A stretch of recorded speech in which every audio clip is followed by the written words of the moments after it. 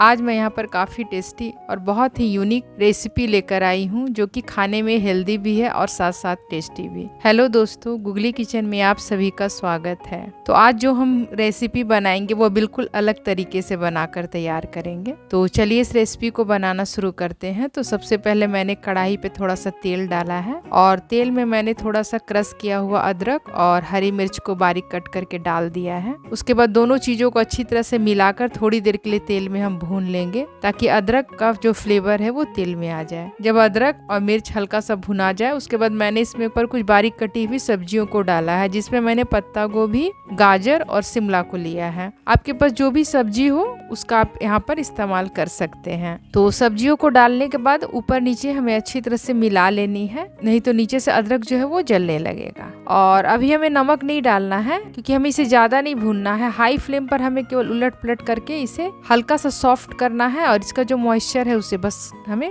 खत्म करना है। और सब्जियों का जो क्रंच है वो बना रहना चाहिए, इसलिए मैंने अभी थोड़ा सा नमक नहीं डाला है।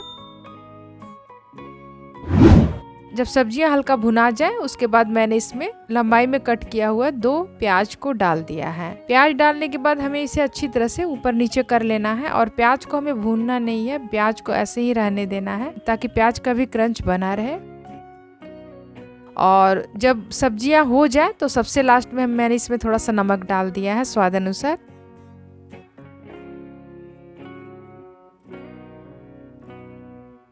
और नमक डालने के बाद हल्का सा ऊपर नीचे कर लेना है। तो आप यहाँ पर देख रहे हैं सब्जियों को मैंने बिल्कुल भी ज्यादा नहीं भूना है। तो इसी तरह से सब्जियों को भून कर हमें लेना है, बस हल्का सा ही भूनना है। तो यहाँ पर सब्जी हो चुकी है तो सब्जी को साइड में रख लेते हैं और थोड़ा सा आटा लगा लेते हैं। तो आटा के लिए मैंने यहाँ पर थोड़ा सा मैदा का इस्तेमाल किया है। आप चाहे तो इसकी जगह पर गेहूं का आटा जो होता है उसका भी इस्तेमाल कर सकते हैं। यह जो नाश्ता है वो बहुत ही हेल्दी होता है। तो स्वाद अनुसार मैंने नमक डाल दिया है और इसे अच्छी तरह से मिला लिया है मैंने। अब हमें थोड़ा थोड़ा पानी डालना है और इस सॉफ्ट सा आटा लगाकर इसका तैयार कर लेना है। तो जहाँ पर मैंने मैदे का इस्तेमाल किया है वहाँ पर आप आटे का इस्तेमाल करके इसे और अच्छी तरह से हेल्दी बना सकते हैं, लेकिन मैंने यहाँ पर मैदा ही डाला है क्योंकि यह जो नाश्ता है उसका लुक जो है वो मैदे में ज़्यादा अच्छा आता है।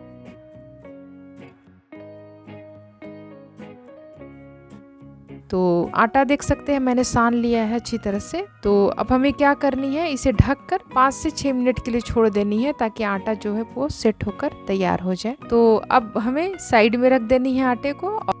उसके बाद मैंने यहाँ पर थोड़ा सा चिली ऑयल बनाया है। उसके लिए मैंने पैन में सरसों का तेल डाला है और तेल में मैंने बारीक कटा हुआ लहसुन डाल दिया है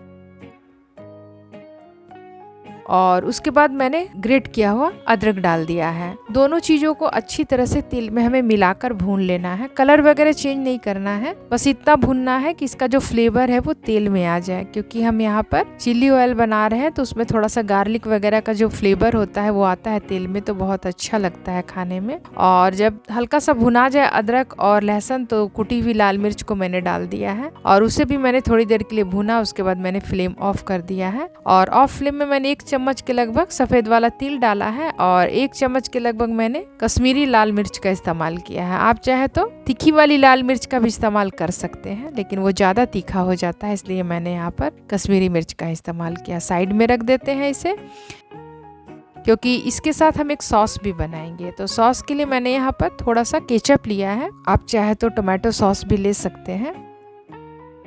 उसके बाद मैंने थोड़ा सा यहाँ पर मिक्स हर्ब डाला है और थोड़ा सा मैंने यहाँ पर ऑरिगेनो डाल दिया है। हो तो आप इसे ज़रूर ऐड करें, इससे इसका फ्लेवर बहुत अच्छा आता है।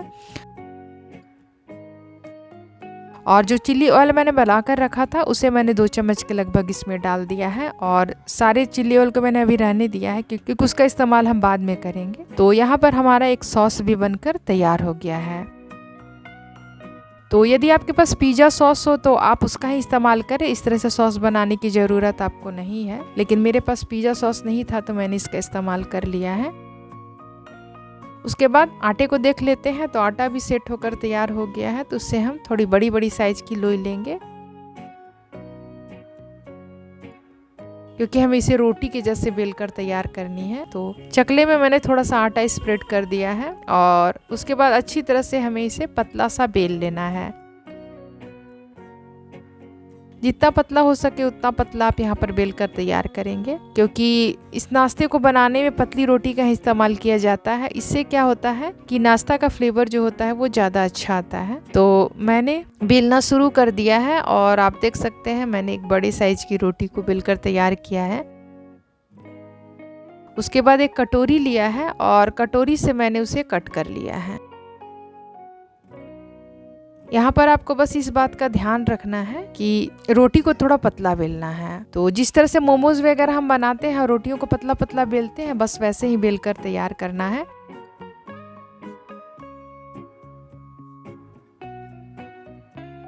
तो एक पीस को मैंने आपको दिखला दिया है कि किस तरह से हमें बेलकर तैयार करनी है। तो इसे रखने के लिए पहले आपको प्लेट में थोड़ा सा मैदा डस्टिंग करके और इसके ऊपर से रखते जानी है, और जब जब आप बेलेंगे रखेंगे तो मैदा को छिड़कते जाना है और उसके ऊपर ही इसका लेयर लगाना है, नहीं तो फिर एक साथ बेल लेने के बाद ऐसा होता है कि यह चिपक जाता है। तो एक पीस मैंने आपको दिखला दिया था बेलकर, और एक पीस यहाँ पर और मैंने बेल लिया है और उसी तरह से मैंने प्लेट की सहायता से कट कर लिया है। तो बहुत सारी रोटियों को मैंने यहाँ पर बेल कर रख लिया है। तो अब हमें क्या करनी है, जिस प्लेट से मैंने कट किया था उसी प्लेट में हमें नाश्ता बनानी है।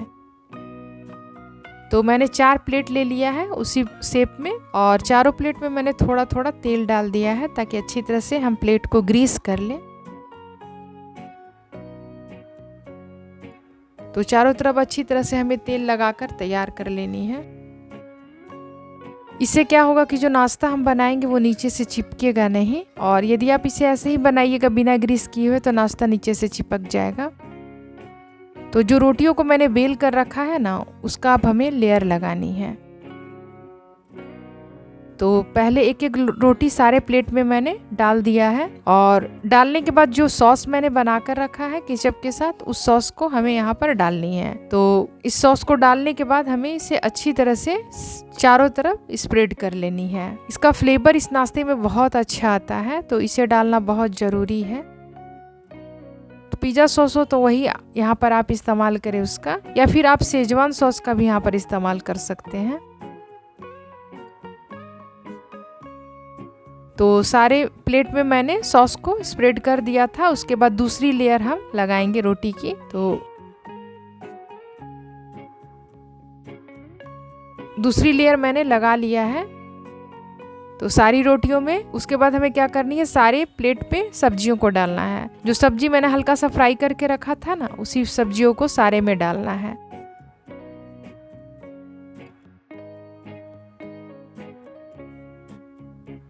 और सब्जियों का लेयर है थोड़ा सा मोटा रखना है, क्योंकि इससे क्या होगा कि हमारा नाश्ता जो है थोड़ा हेल्दी भी बनकर तैयार होगा। क्योंकि सब्जियां वगैरह तो हम ऐसे खा नहीं पाते हैं, और इस तरह से यदि हम डालकर बनाते हैं तो बच्चे भी आराम से खा लेते हैं। तो सब्जियों में ज़्यादा मैंने कुछ भी नहीं डाला था, बस नमक डाला है, मसाला वगैरह कुछ इस्तेमाल नहीं किया था। आप चाहे तो मसाला वगैरह डालकर भी बना सकते हैं। उसके बाद सब्जी डालने के बाद फिर से मैंने तीसरी रोटी यहाँ पर रखी है। तो 3 लेयर हमारा हो चुका है। इसमें 4 रोटियों का लेयर हमें डालना रहता है। तो तीसरी रोटी डालने के बाद ऊपर से मैंने यहाँ पर चीज डाला है। चीज से इस नाश्ते का फ्लेवर बहुत अच्छा आता है। जितना भी मैंने इसमें लेयर वाइज डाला है, वो जो इस नाश्ते को है काफी ज्यादा फ्लेवरफुल बनाता है। तो सारी चीजों को डालना जरूरी है। तो सबसे लास्ट में मैंने चीज को डाला था, उसके बाद मैंने ऊपर से रोटी को डालकर सारे नाश्ते को कवर कर लिया है। अब हमें इसके ऊपर से कुछ भी नहीं डालनी है। तो कवर करने के बाद क्या करनी है, इसे हमें स्टीम करनी है, फ्राई वगैरह बिल्कुल भी नहीं करना है। तो स्टीम के लिए मैंने कढ़ाई पे पानी रखा था, तो पानी हल्का उबाल आने वाला था, तो मैंने एक जाली रख दिया, और जाली रखने के बाद मैंने प्लेट को उसमें अरेंज कर दिया है।